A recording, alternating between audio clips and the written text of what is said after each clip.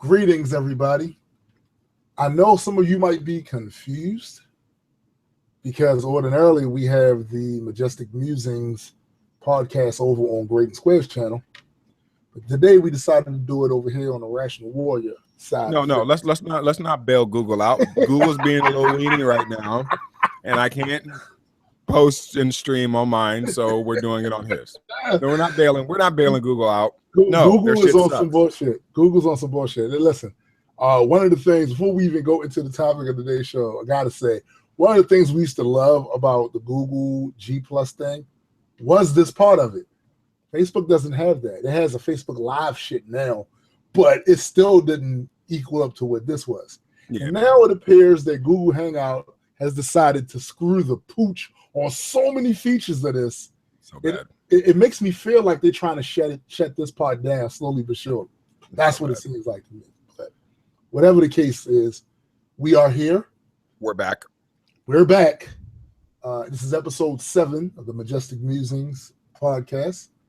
I'm here with my esteemed partner in crime and rhyme in comic book time. Yeah. Graydon Square. Yo. How you doing, Gray? Hey, it's always a pleasure. Awesome. So today we decided that since this is our time back, we've been gone for a little while, we just gonna kick the Willy Bobo, as the old people used to say back in the day, about the different comic books that we've been reading lately, the stuff that we find pretty amazing about that, as well as some cosplay ideas. Oh yeah, I can't wait to tell you guys what I'm gonna be for Comic-Con or whatever Comic-Con I go to. This should be good. I'm pretty happy with my choice. So what have you been reading, dog? Oh man, so peek the game. What I've been doing is going back. Oh hey, before you go in there, hey, send me the link so I can share this. Oh yeah, dope. Let me do that right now. Sorry guys. Yeah, we shaking the rust off. We haven't been out here in a while. I know. It's been like a month. We went to the Reason Rally and whole bunch. Nope, that's the internal one. I'm talking about the external, the stream live. Oh yeah. Got you. 1 second.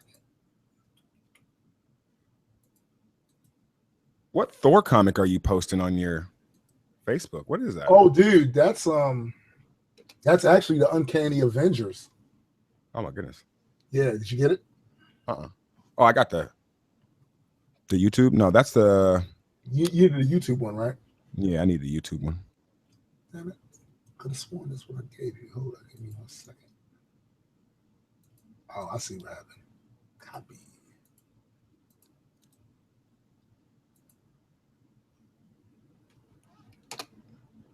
There we go. All righty. I need to share this too. Yeah, dude, that's like an old, not old, old is really relative when it comes to comic books. It's a couple of years ago. That's Uncanny Avengers. That's the Uncanny Avengers one. Who's in that group? You had, basically this is what they were trying to do.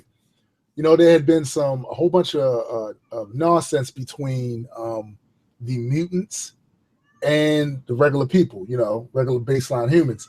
And there's always been a bunch of conflict between them. So they tried a public relations move where they had a team comprised of mutants as well as normal metahuman, if you could say normal, regular metahumans that weren't mutants but had powers, and the Avengers team. And they had a mutant run the team. Instead of Captain America be the leader, they let Havoc be the leader. Okay. And brother Cyclops. Yeah, his brother Cyclops. And I got to tell you, Scarlet Witch was on the team, Thor was on the team, Rogue was on the team, Cap's on the team. It's pretty dope, man. Like, the story starts off really, really good, and it has a lot of dope story arcs in that. And one of which, the one that I shared, was when they were beefing with the Celestials, basically beefing with the Apocalypse twins, the children of Apocalypse. But the Apocalypse twins were using the Celestials in a certain type of way that was creating an Armageddon scenario. And they I've been actually reading up on Armageddon scenarios. Have you? Dude. I mean, it's pretty nuts. But go ahead. Yeah. So basically, in that particular one that I shared was a picture of Thor fighting Death Seed Sentry. And this is basically Sentry that was brought back to life by the Apocalypse twins using something called the Death Seed. More powerful than he has ever been. Like I could put this dude against almost anybody, except for maybe my one of my new favorites, Franklin Richards or something. Franklin Richards, dude. Dog. Hey, listen, dude, that guy. I mean, and this is the transition I'm starting to see in comic books, where the older comic book characters are being aged out and a new crop is being that's exactly what phased in. And certain characters I mind more than others. Like, you know, obviously I prefer male Thor to Jane Foster Thor. I prefer, you know, male Wolverine to female Wolverine. But all in all, I really don't think that the changing the skins, you know, basically really matters that much. Yeah, as long as the story is legit, then, you know, comic book, it'll always hold up, because comic books has always had some, you know, wild, you know, theories and race theories and stuff like that. That's one of the things I appreciated about, you know, the comic book of Black Panther, when he was rolling with Blade and Papa Voodoo and Luke Cage, fighting vampires and shit in the Louisiana underworld. So it's like, you know, they tackled that pretty well. And I think, you know, the thing about it, a lot of people was upset about certain things, but if you've been following what was going on, you could have saw a lot of this shit happening. Like the whole Thor, with Jane Foster being Thor, that's not really going to last. We've seen the future of Thor, and everything is going according to what Aaron, I forget his last name, the guy that started writing. So everything is going according to that. There was a book called Unworthy that was found in the Asgardian library that Thor's granddaughters found in the future. And they start reading it, and Thor made them stop reading it. And basically it was talking about everything that's happening now with him. This is the era of his time where he was unworthy. He loses his arm. He's already lost his arm. His beard is coming in. The next big thing that's going to happen to him, he's going to fuck around and lose his eye. You know what I'm saying? Like one of his eyes. Like this has all been kind of pre-set. And he eventually does get the hammer back. So it's like, have you been following Civil War 2? I started off following it, and I'm just behind like crazy. I don't want to read it yet. Yeah, I want to really. This is what I want to do. I want to wait for all of it to like come out so I can binge read it. That's what I want to do with it. I want to binge read do that too. But that's why I don't want to read the new Black Panther, because it's like, God damn it, it's only on issue 2 or 3. Right, exactly. And that's like for me, I love the binge read comics. I love binge read. There are some books that I try to keep up with, like the Ultimates, which is a badass book. But for the most part, I really love the binge read, which is probably why I've been going back to some of the slightly older issues that I missed, and they are blowing my fucking mind. Yeah, I'm probably going to jump back into a continuity at some point. But I've actually kind of got hooked on the old X-Men animated series, 90s. And I've been first of all, that series holds up so well over the years. Dude, you have that? I do have it. Yes, I will send that to you. Yes, it is one of those things where, remember, it was on Netflix for a while. Yeah, and they took it off, and I was so fucking pissed because I always kept telling myself you were gonna watch it, and then they took the shit off. Like, don't wait on Netflix, dog. Don't wait on Netflix shows. They will take them off before. Yeah, so that's what I'm learning. So I've been watching that the Beyond Good and Evil episode with Cable and Apocalypse. His one-liners in that are just so awesome. Perfect. He's the greatest orphan of all time. Yeah. I mean, he's the greatest orphan of all time. I keep saying it, but Ian Sabah-Nur is the greatest orphan of all time. And you know that's saying a lot in the comic book universe. I know. There's a lot of orphans. Everyone's a goddamn orphan. That's funny. I mean, who else is in that? I know Bruce Wayne was orphaned, but he had parents. True. At some point, he did have parents. Yeah, he lost them at 8, but he had 8 good years. Yeah, 8 good years. God damn it! I mean, 8 years at an amusement park. So, I feel like there are other orphaned characters in the comic book continuity that probably could go in for that title, but I have a special affinity for him because he's so realistic. Yeah, he's so harsh. The word you're looking for is awesome. Awesome is correct. But what I don't really I do understand is that his threat level is not as vast as you may think it is, given his power. Like, it's for him to be as powerful as he is, he doesn't present very many cosmic level threats, and that's pretty. I think the stopgap with him is the ambition. He has a certain. See, the thing is, as we found out as the story of him went on further, he's actually working for the Celestials. So it's even though he has his own plans and stuff like that, ultimately the Celestials are the ones pulling the strings. He's at the will of the Celestials. So, he's at the will. Yeah, he's their gardener, so to speak. So he doesn't like Thanos, even though he's driven and motivated by the love of abstract being, death, once death, and now nothingness. He's a nihilist now.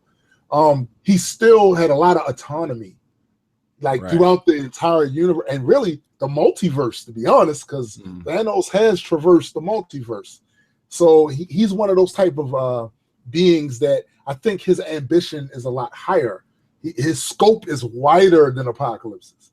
You know? Apocalypse is on Earth fucking with mutants and the regular flat scan humans, where Thanos has spanned worlds and burnt some to dust. You know, so I think that's the main difference with that. Yeah. Well, it's interesting watching that comic book TV show that was produced in the 90s but still has relevancy today when it comes to bigotry and ignorance and fear and all that type of stuff. And Absolutely. It's just while there are certain things that do stick out for the time period, like certain one-liners that Cyclops is really on he's trying to be hip. Like I didn't realize how hard they really tried to shove not Apocalypse, but Cyclops down our throat as a cool character. Yeah, he was not cool. He was like the preppy kid who basically tried to be cool, but he was awful at it. He was a Boy Scout, and the thing is, there's no way he could be cool with Wolverine and Gambit on the fucking team. That's true. You can't be cool with Wolverine and Gambit standing there. Like, so let me ask you this question. I know we've been off for a month and all that, but did you get a chance to see Apocalypse yet? Yes, the movie. Yes. How did you feel that compared to Civil War? Now that you've seen both, Civil War is light years ahead of that Apocalypse movie. Don't get me wrong. It's not like there weren't certain scenes in there that were enjoyable. There were. The Quicksilver scene comes to mind. But how hard is it to fuck up Quicksilver? Exactly. And the thing is, I felt like they shot their wad too soon with that scene, because the movie never had another scene that matched that. It just never had another scene that matched What about when Apocalypse was in the X-Mansion? Even when he was in the mansion, it's just nowhere near the level of awesome that Quicksilver did. Quicksilver, completely awesome. And I'm gonna tell you, I'm gonna give it some credit.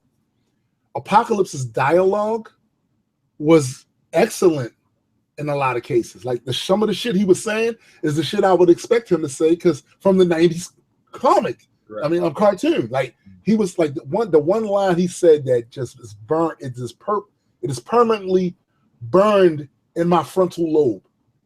He said, "You can climb your ladders. You can climb the Tower of Babel to shoot your arrows, but you can never hit God." I went, that's an Apocalypse statement. Mm-hmm. That's an Apocalypse statement. That's something he would have said. Because that's the thing no one spoke. Like, the only way I could even compare the way Apocalypse spoke is to like a whole nother show franchise, which is Spartacus. Yeah. Like, the person who wrote for Apocalypse probably wrote for the show Spartacus, because he spoke in poetry at times. Right. He would literally say stuff like Didn't he say something like "I am the rocks"? Crash again. I will give you the exact one. Yeah, what did he say? He said, "I am the rocks that are on the eternal shore. Crash against me and be broken." That is one of the greatest things I've ever heard in my entire life, dog. I mean, for someone to say something like that, or something to say something like that, is I don't know. And the one he told Beast, where he was like, how many cultures and peoples have dreamed of my end?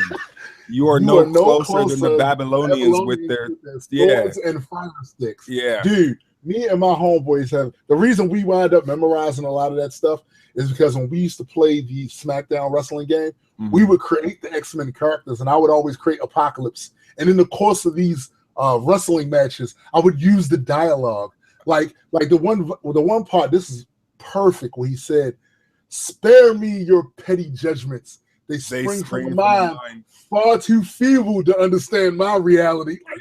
Yeah, that's right.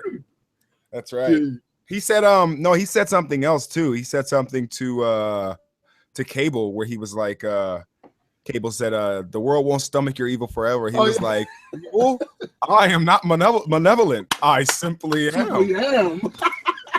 And then when he's trying to kill him, he's like, "Though I am given pause to wonder," and he starts pondering and pontificating as like he starts like Cable fades into like being an insect for him, right? And it was so Apocalypse, man, that he'll always be one of my favorite characters of all time. But the reason why I asked you that is because I know a couple people who saw it and they were really bigging it up. Some people even said it was better than Civil War. No, hell no. Listen, dude, you know me. Yeah. Like, there is no way I would have given Civil War a pass if the Apocalypse movie was better. It was not better. And there were some gaping holes there too, as far as the certain parts of the story and the way they ended it, and how they defeated him. Like, dude, there was stuff in there that was good. I'm not gonna take it away from it. Okay, so let me ask you this question about that movie. And spoiler alert, if you haven't seen the movie, I haven't seen it, but I'm curious. So I'm gonna ask him for something that might be a spoiler. Who are his horsemen? You tell me that Storm and Magneto is a horseman of Apocalypse? He had Storm, Magneto, Psylocke, and who was the fourth bastard? Angel, right? Angel. That was his four horsemen. His four horsemen. Booty. Yeah, and the thing is, I got Magneto is a great choice for a horseman because of by himself without the upgrades. He's probably a planet buster. You know what I'm saying? Like, without the upgrades. But he's a great choice. The problem is when you do that to Magneto, you take him kind of out of being a boss. You know what I'm saying? Like, he's no longer a boss at that point. And I don't know, man. It's something about that I think that it takes from him. You know what I'm saying? Like, we're used to Maggie being a boss. The fucking boss. And the fact that they relegated him to that, which like I said, I don't mind. It's not the first time they did this to Apocalypse. There was the other cartoon that came out a few years ago, and in that cartoon when they showed Wolverine and the X-Men, right? Yeah, Wolverine and X-Men. Like, they made. I hate that fucking cartoon. And you know what's crazy? There is a petition going around because the fans of it want to see it come back, and I keep telling them it will never come back. Like, yo, that shit's never coming back. Now, here's my question. They know, like, okay, so if I was Warner Brothers, and I know they have a new Batman and new DC continuity and all that. Right. But if I'm Warner Brothers film, I contact the people, the animators, the whatever company who did the original 90s series, and I put out like a 1 or 2 season Netflix original. All new episodes with the same style. Bring back in most of the old actors. Do the same thing with the X-Men cartoon. Do the same thing with, like, fuck season 5. Season 5 was terrible. But seasons 1 through 4 on X-Men, you could pick up at the end of season 4, and then you could go on. I feel like Batman Beyond, they could do that with. They could have did that with Spider-Man, the animated series. Yeah, I agree. So Agreed. You know, there's a bunch of them out there. I feel like had a lot of potential. In fact, Spider-Man was one of those like focal point cartoons that had a lot of different, like, guest. Punisher was in there, Blade was in there, Fantastic Four was in there, X-Men showed up. I mean, everybody. Yeah, and you know, those type of shows are great because what they do is they get to introduce certain audiences to different characters that they maybe didn't know about. I only vaguely knew about Michael Morbius, the pseudo vampire, vaguely, but watching that Spider-Man that 90s Spider-Man animated series actually made me look him up and see what else he had been in and what exactly he could really do. And it was interesting. I think this is the direction that you're seeing the MCU universes go through. That's why Civil War had all those characters in it. Thor is going to have a whole bunch of characters. Spider-Man's in Thor. He's going to be in Ragnarok. He's going to be in Ragnarok. Get the fuck out of here. Yep. He's going to be in Ragnarok. So now you got Hulk that's in Ragnarok and Spider-Man in Ragnarok. And I'm telling you, it's going to be awesome because Spider-Man's dialogue, you saw it in Civil War. He fanboys. These are guys he's seen on TV. He's only had his powers for 6 months according to the Civil War thing. He's going to fanboy the shit out of Thor and Hulk, and it's going to be hilarious. It's going to be fucking hilarious. So, and I'm also excited about the fact that certain characters that I never thought that they would bring to the MCU, just in this one movie, they're bringing Hela, the goddess of death. Dude, awesome. The Valkyrie, awesome. You know what I'm saying? And Thanos is going to be also in the Ragnarok movie. Wasp. What about Wasp? Wasp. You see what I'm saying? So I feel like I think that's the new direction that Marvel is going to do with its new phases. It's going to give us a lot of different characters in these movies that, even though they might be the Thor movie or the Doctor Strange movie, like, we're going to see other characters the same way you see in comic books. There's overlap. Well, might I add just one more thing about that overlap situation? Yeah. Let us all never forget that DC Comics laughed at Marvel's idea of a connected universe in the cinema. Let's never forget that. Wow. Right? They laughed at it originally. It'll never work. You're wasting your time. To be honest with you, it sounds insane if you speak it out loud. Okay. I'm just being completely real. It sounds insane. Okay, you have 7 different movies that are all connected to a central storyline that you're going to tell over the next 13 years. With whose budget? Yeah. A comic book company budget? Dog, that sounds insane. You know what their Infinity Gauntlet was? You know what their Molecule Man was to create such an impossible situation? The fan. Disney. Oh, I didn't even realize that. Disney money that's what, like, we looked at it when they first said it and said, you guys don't have the stroke for that. And then they hooked up with Disney. That's right. Disney has the capital. Oh my goodness. Yeah, they have the stroke. Jeez. That's right. Well, props to Marvel. DC, get your game up. That's all. I want to see DC do well. I want to see them do well. But let me, I guess, segue from that into something else we wanted to talk about, which is cosplay. Now, for those who don't know, I've recently become, not recently, I'd say in the last year and some change, I've become a fan of just the cosplay culture. And I've been building my confidence up to try to, pick a character I'd want to go to a comic book convention or some type of Comic-Con convention. Right. And I think I've made a decision. But first, before I tell you guys who I want to go as, when's the last time you were at a Comic-Con and what type of cosplay did you see? Like, what was the quality there? Did you talk to some people for your show or what? Oh, yeah. The last time I was at a Comic-Con was at the Baltimore Comic-Con. That was last September. And I do plan on going to the one this year, too. This year, right. Yeah, which is also in September, but it's earlier in the month of September this time. Yeah. I want to go to that one. Yeah, I want you to go. Yeah, that's why I'm trying to. Dude, what I saw there was, for lack of a better description, a multiverse. No, scratch that, an omniverse, because Marvel has a multiverse, DC has a multiverse. All of them together would be the omniverse.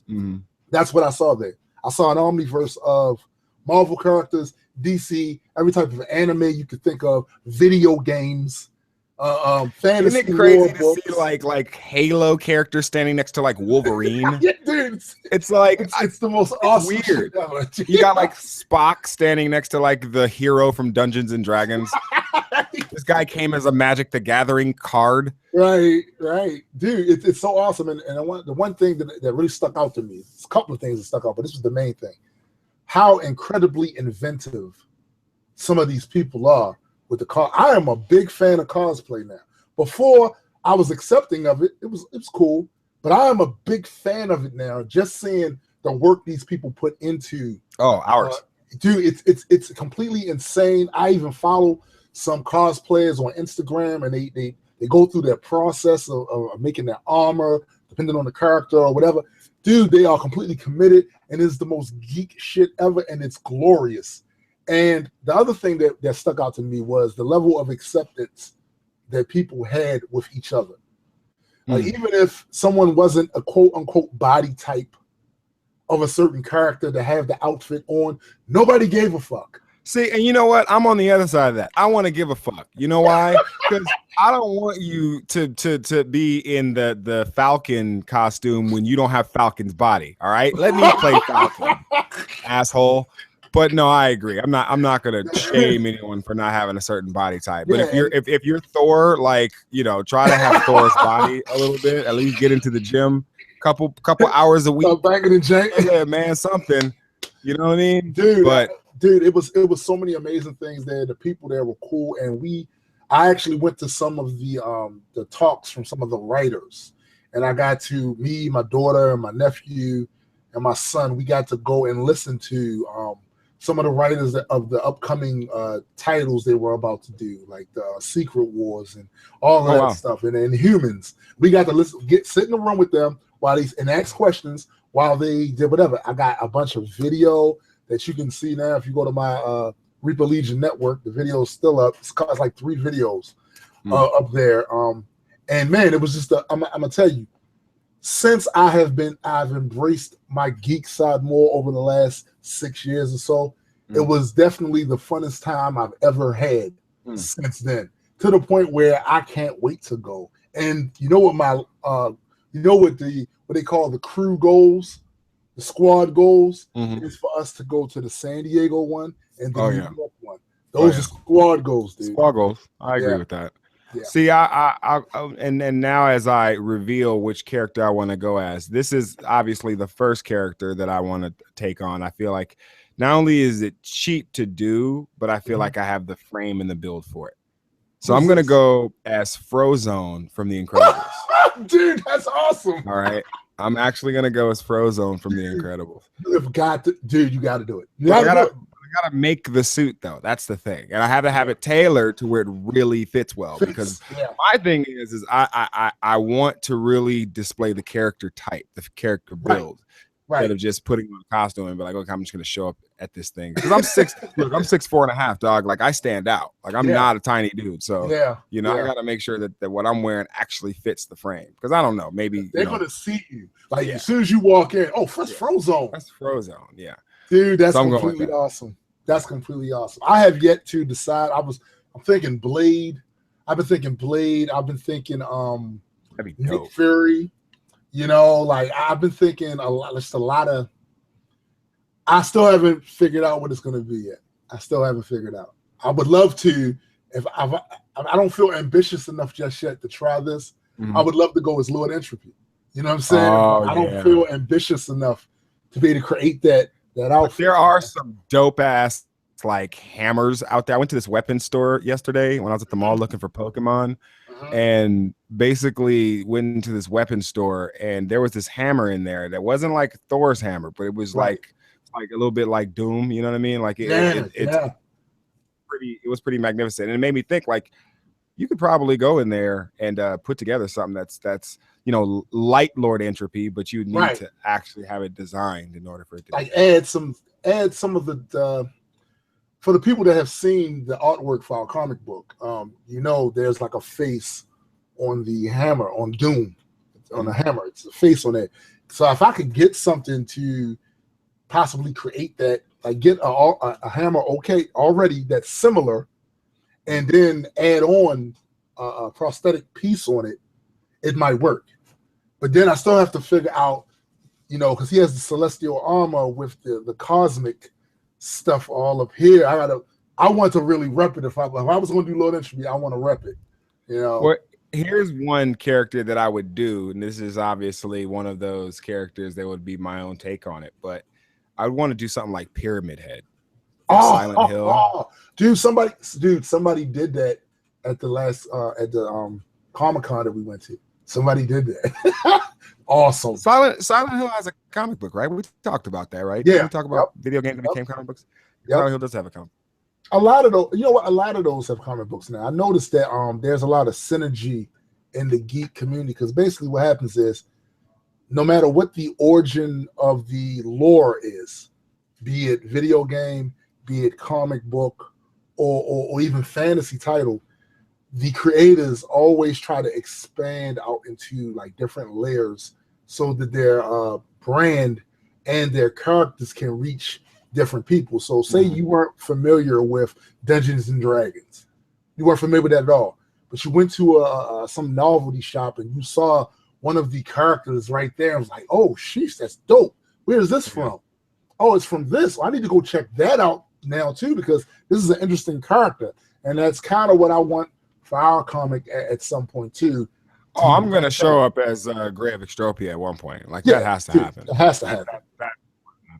It has to happen. And the most awkward aspect about all of that is people asking me, who are you supposed to be? Who are you? I'm my own character for my own comic book. Does that give you douche chills just saying that right now? It does. But chills? I'm not mad, because honestly, how many guys can say they show up to Comic-Con as a character from their own comic book? Exactly. That's all I gotta say. Like, yeah, you can ridicule me for a little bit, but then it sits on you and you say, wait a minute, that dude came to the Comic-Con as a character he created and he looked pretty good.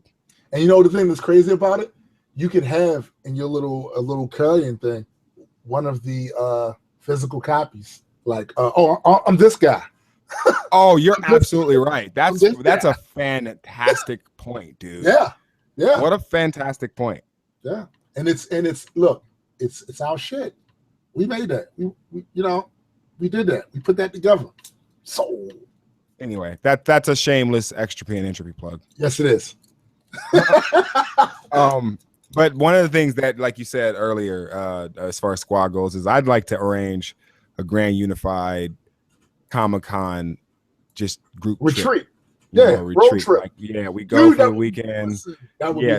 Yeah. I mean, we all go as our favorite characters, cosplay, all of our fans and stuff. So if you're interested, you should let us know. We should probably consider doing something like that, because I'm very interested in something like that.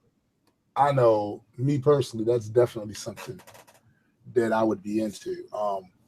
Because the whole thing about and that's the thing, like I said, that I really love about geek culture. For me, being so submerged in it the way I am, it feeds my other creativity. It feeds my writing for songs. It even feeds my my YouTube videos on my other channel, because sometimes when I do certain videos, they're spur of the moment. I just had an idea about something, and then I go, oh, I need to do a video about that. And then I go and find the proper footage and edit it together, and that's content. So I'm pretty much submerged in the whole geek culture thing. And I've never felt, there's only one other time I felt as inspired, and that's when I first joined GU. As the only other time I felt that, these ideas, these concepts flying to me. I could do that. I could rap about this. I could rap about this. I could do this. You know what I mean? Much with the whole geek culture thing does for me too. Yeah. Well, what's interesting is I tend to see a lot of different cross, like, cosplay, like, hybrids. So, like, I saw Pyramid Head Sakura from Street Fighter, which is pretty strange.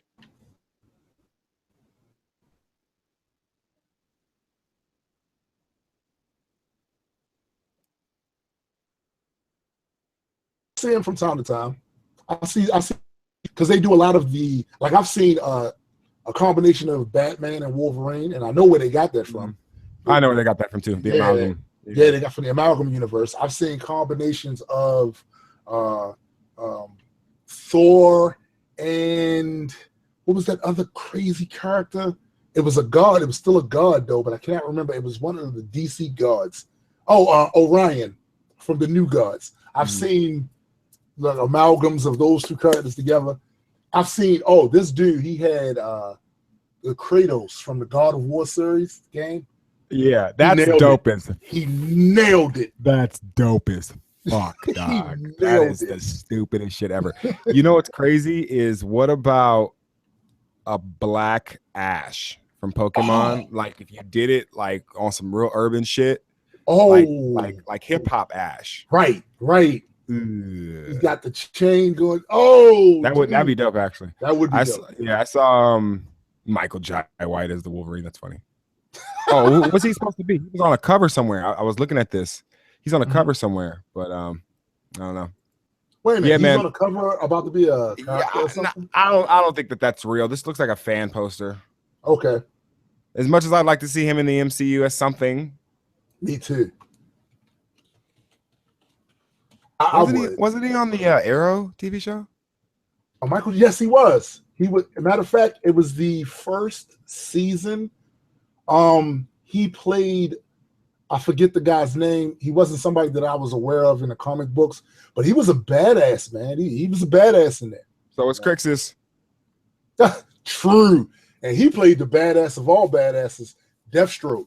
Deathstroke is just a beast, especially when he had his god-slaying sword. Like, dude, like, he was taking out gods. So,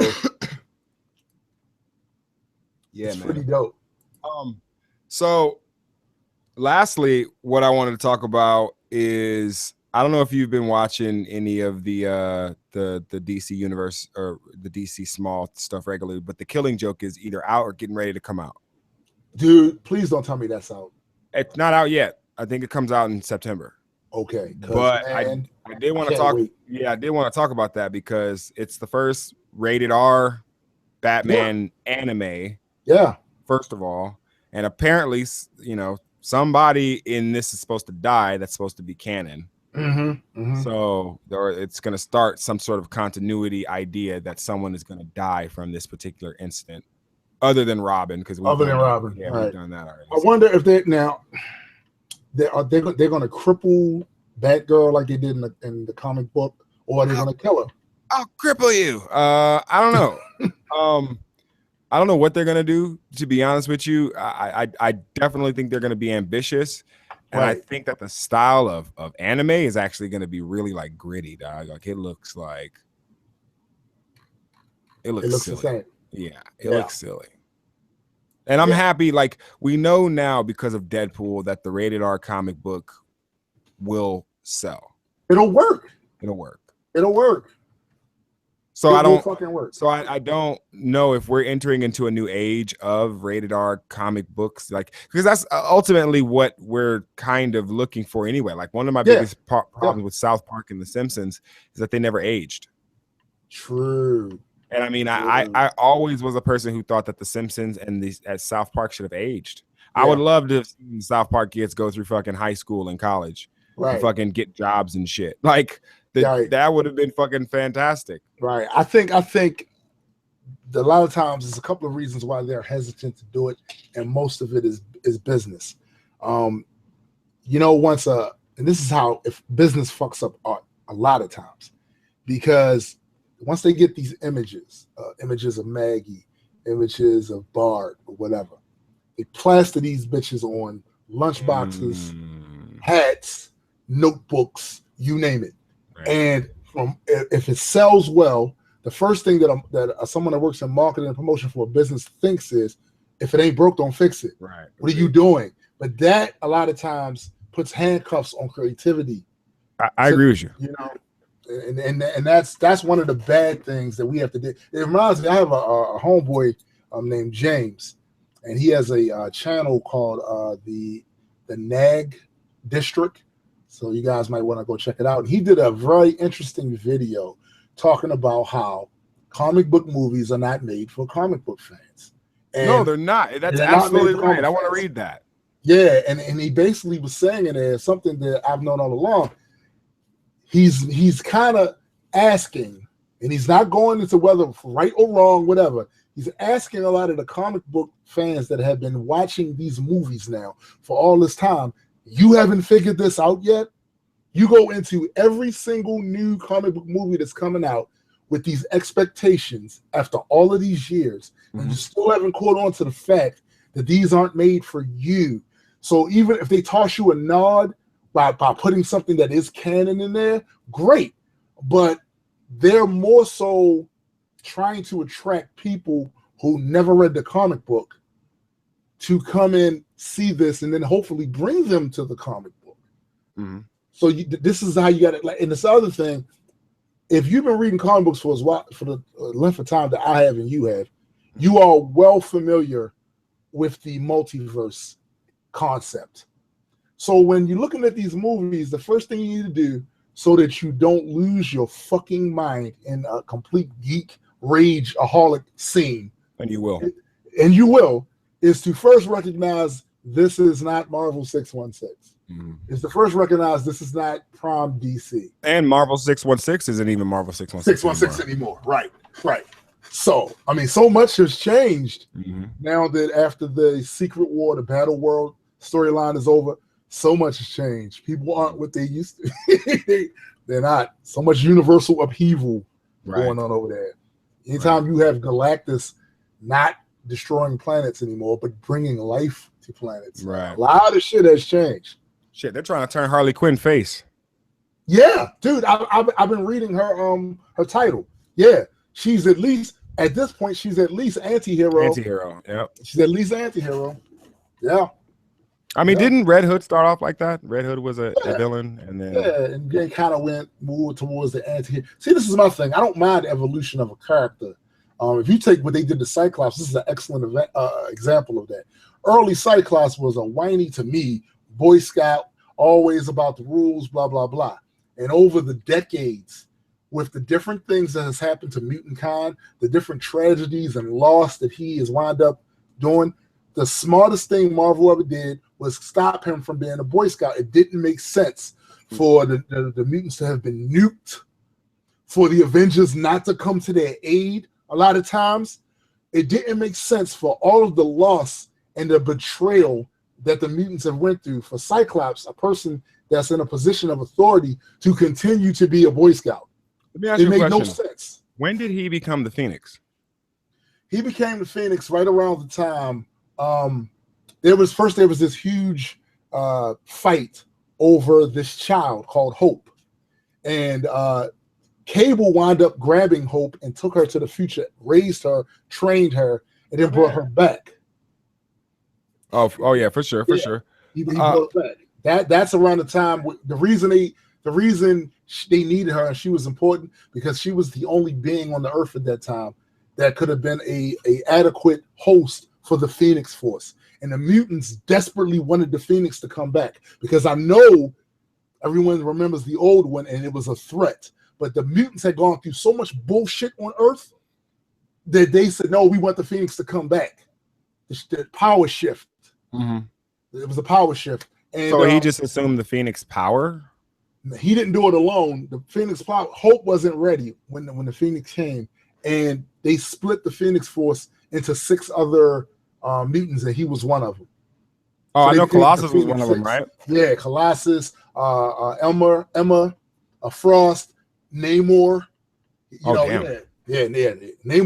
was already a badass. He's dead now, by the way. For those who don't know, he's dead in the comics. Hyperion took his head off. So, Jesus. Yeah. Hyperion can take almost anybody's head off, though. I mean, to be honest, like he's Hyperion. Yeah. What about Sentry? No, Sentry would fuck Hyperion's world up.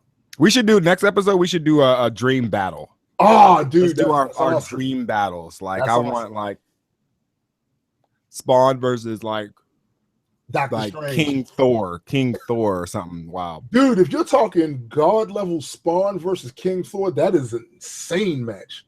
That match talking is like insane. I'm talking like Malboja versus fucking Dormammu.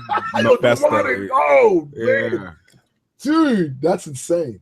That would be crazy. I mean, we could really talk about some crazy death battles. I mean, I know the fun thing about that show, and shouts out to Death Battle because that's such a great show. Yeah. The funny thing about that show is they really go into like the science, the detail of the physics of the actual details of people's powers and shit. They're like, Superman flew from this planet to this planet, which is supposedly 600 billion galaxies away. Therefore, he's able to travel at 100 times the speed of light. It's crazy. And the thing, there are a lot of people that really disagree with a lot of their the outcomes, and sometimes I do too. But I also put things in certain perspective, and I tell people all the time, these guys aren't writing the canon. They're merely reading it and interpreting it through their lens. Right. And the only people who get mad at that are Dragon Ball Z fanboys. Basically. They're the only ones who get mad at that. Basically. Fuck you guys. Superman would win no matter what. Superman's going to win that versus Goku. It's just going to happen. Like, it's just not, he's not built like that. Goku loses and learns from the losses. Superman doesn't have to lose. Yeah, that's no limit, no ceiling. The way that they wrote role. him, the fact is that they wrote him flawed and didn't give him any definable weaknesses. That's the problem. Yeah, and they retroactively gave us kryptonite. Yeah, Goku is a far more human character. Yeah, and this is the thing. I always tell them, I was like, dude, I have no problem with you having a disagreement with that. I disagree with some of that shit too. My issue is we live in the era of the content creator. If you really have an argument to make against what they did, do the same shit they did. Do your research. Come up with some, you know what I'm saying? Like, yo, they counter arguments. Right. Come up with your counter arguments, but don't sit there and whine for years after a video came out and I don't see any real, I don't see the level of debate that they brought. The best counter argument I ever heard about that is the question of how long Superman can maintain Superman Prime form or whatever.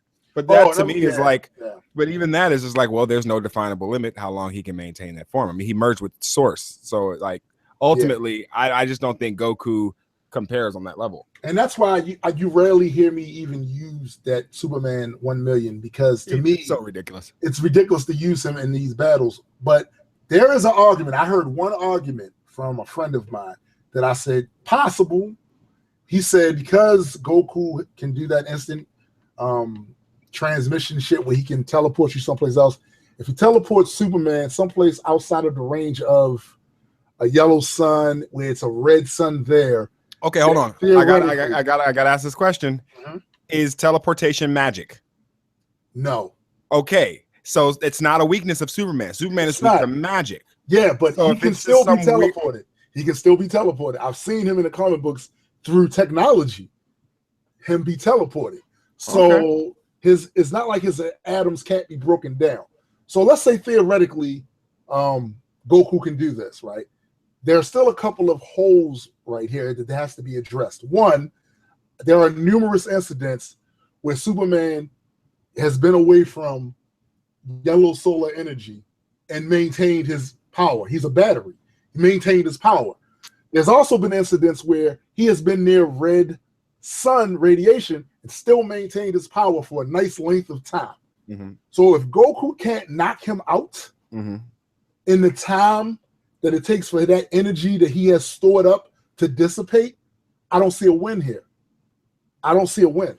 Well, I mean, you're talking about a Superman that literally, like some of the stupid ass feats that they had him have. I mean, this is post retcon. He's holding ridiculous feats. He's holding black holes in his hand. In his hand. Like, that's the silliest shit I ever heard. Yeah. He held a book that had infinite weight. Infinite pages. No, infinite pages. Dude, can you and someone said to me the other day when I brought that up, that feed up, he was like, yeah, but he didn't hold it alone. The other dude was there. I said, yo, what's half of infinite? Infinite.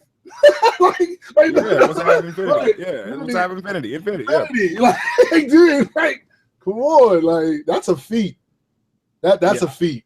I mean, he does certain shit that is obviously by comic book terms extraordinary, and that's why they call him the super fucking man. And that's why it's like Goku is a much more human type character, to where if Superman is godlike, then Goku would be like an angel, very powerful, but not godlike. Yeah, you know, and in those particular terms, right? Well, fairly recently, I think the creators were having power envy, because they have made Goku very godlike, right? God level Goku, but I don't mind that. I still don't think that it's still built on top of something that had a ceiling to begin with, and I feel like that's the difference in how they wrote Superman. Like I said, it's a fault in the writers. Yeah, and the one thing I want to just add, I am not a huge Superman fan. I used to be when I was a kid. I grew up. There were other characters out there that were far more interesting to me. That said, I even like the concept of Goku better than the concept of Superman. I like the martial arts aspect they add to it. The training to get better. It's the same reason why I like Batman more than I like Superman. Because Batman's really a human who went from being a base level human to damn near superhuman off of his own will and strength of character and grind. I'm going to be more every time, to the point where he even has done shit like be outside of the watchtower in orbit to see how long he could last in the vacuum of space. That type of shit is impressive to me because it shows a character that's building towards something.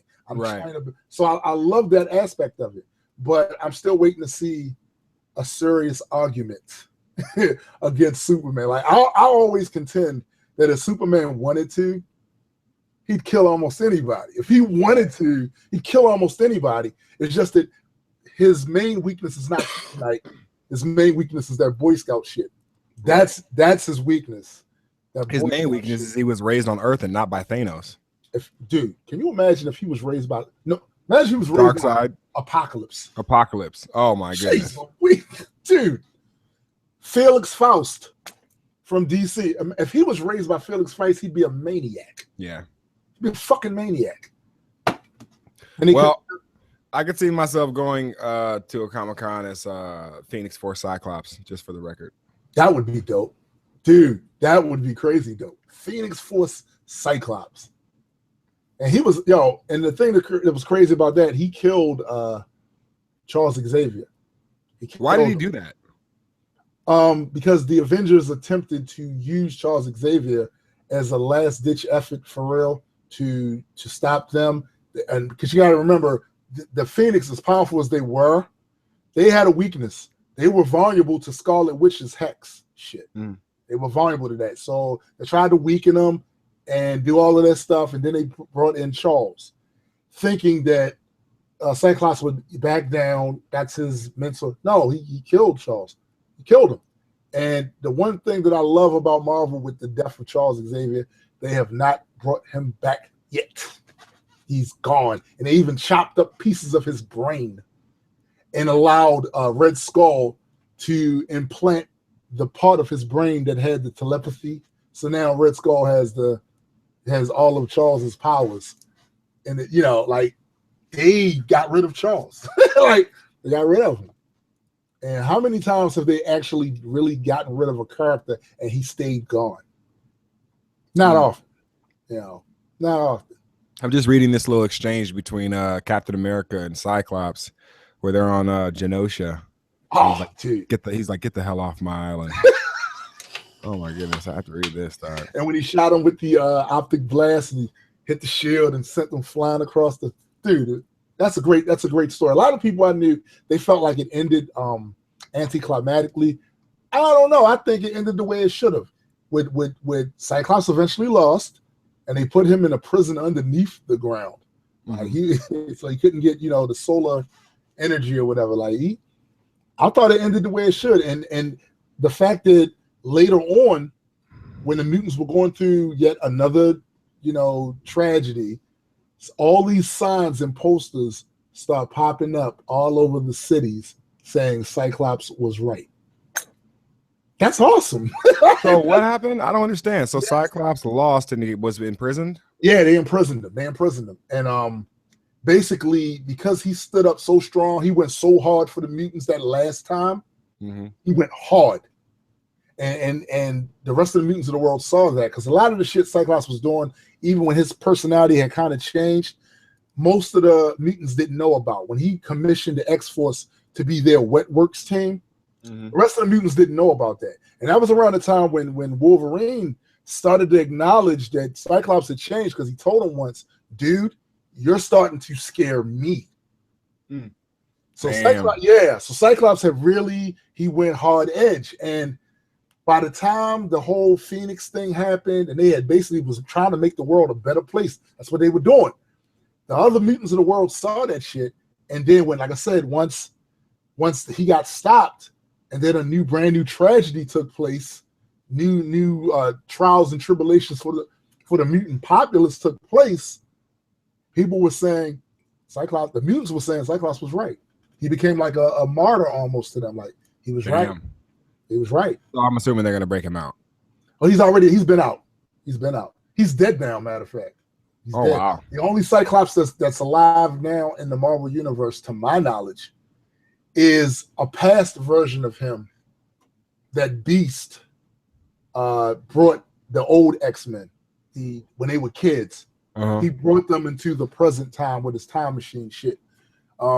They're the only ones. Like, Jean Grey is that version of Jean Grey is walking around in the prime version of what? Yeah.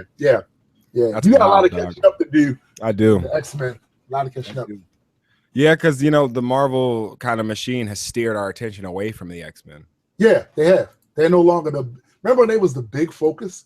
Well, they were the first family. I mean, the X-Men was the first family for a long time. I mean, after the Fantastic Four, and then Marvel tried to reintroduce the Fantastic Four into a new society that just didn't accept it. It didn't really. And at the end of the day, that team is obsolete. Yeah. You know the reason why I think it didn't work? Fantastic Four was definitely a prototype team for Marvel. Definitely, the archetype. I think the reason it didn't work is because of that. Because of the fact that, with the exception of, I would say, Sue Storm, maybe, the way they evolved her powers, those powers weren't all that really impressive. Right. What made the Fantastic Four books, the times they were interesting? Doom, and all of the other actors in it, the villains. They had to deal with cosmic shit like Galactus acting up. And so that's what made them, not so much them. And look, I'm a fan of Reed Richards just for his genius, for what he has brought to the Marvel, that character brought to the Marvel universe, and the fact that he's no longer actively around, I think, does take certain options off the table for the heroes. Like, you don't have that genius. Like, the genius pool has shrunk with him being gone. I agree. Yeah, I agree. Well, shoot, man. I think that about wraps it up for us. You got anything else? The only thing I want to say is I want to thank all the people that watched. We're going to start back up again. Had to shake the ring rust off, although I love this conversation. This was dope. This was awesome. So I'm hoping you guys did too. I also want to remind you guys, I have another channel, the Reaper Legion Network. I usually post there a lot more now. I do just a whole plethora of things, from comic book content, video game content, science, and I even do natural preserves and museum tours that I video for on there. So if you want some of that content and you're interested in seeing more of that stuff, go to the Reaper Legion Network channel, and I'm right up there. It helps me out a lot when you guys subscribe, and I really think you would enjoy that content. What about you? Nothing, man. Just working on that exclusive project for the subscription service. So if you're interested, shit. Yeah, I'm not saying anything more than that. But if you're interested in that, you should probably subscribe. $5 a month, get all my unreleased material. It helps out. Absolutely, it really helps us out a lot. And also be on the lookout, because we're getting things in order for the whole comic book campaign thing. Just know that's still in the works, and we're still working on that. It was a lot harder than we thought it was going to be, because we never did it before. But we there. We're getting there. It's going to be pretty amazing, because it's slowly inching along, and then we see new developments of the pages every day, and new stuff being inked. So should be pretty amazing. Absolutely. So hope you guys check us out again.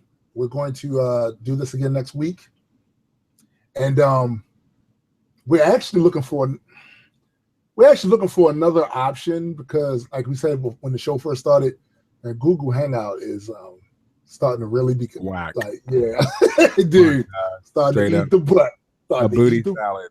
So we're probably going to try to figure out another software, maybe a open broadcast service or you know, one of those things, Twitch or something like that. Like, I don't know, something of that nature, because we also want to bring the production value up. So that's what we're planning on doing. We will talk to you guys later. For Great and Square, I am Tombstone the Dead Man. Yeah. I want to say peace out to the grand unified universe, and we will holler at you guys later. Peace.